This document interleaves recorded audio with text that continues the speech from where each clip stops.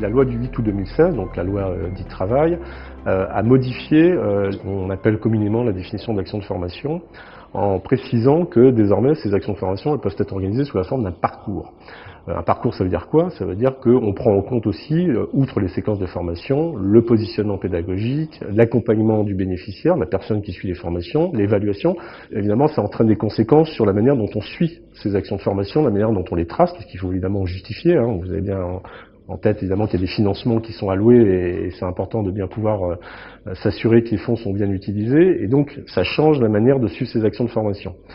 Donc ce décret du 22 mars 2017, qui est récent, donc il faut que les acteurs se l'approprient, dit grosso modo que l'assiduité du stagiaire, bien sûr, elle se fait à travers des justificatifs de présence classiques, les feuilles d'émargement, voilà, matériellement, je justifie que je suis bien présent dans cette salle de formation.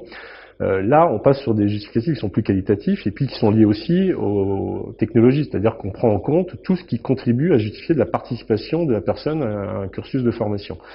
Ça veut dire quoi? Ça veut dire aussi qu'on accueille d'autres justificatifs que ces feuilles d'émargement, qui sont issus notamment de tout ce qui est support tablette, badgeage, smartphone. C'est ça le sens de ce décret, c'est d'accueillir plus largement d'autres types de justificatifs qui sont finalement des justificatifs qui sont plus qualitatifs parce qu'ils renseignent sur l'assiduité, sur la manière dont la personne s'investit dans son parcours de formation, notamment lorsqu'il y a du e-learning, plutôt que l'acte de présence qui a son utilité lorsqu'on est sur du face-à-face pédagogique par exemple, mais qui perd évidemment de son intérêt lorsqu'on fait du e-distance par exemple.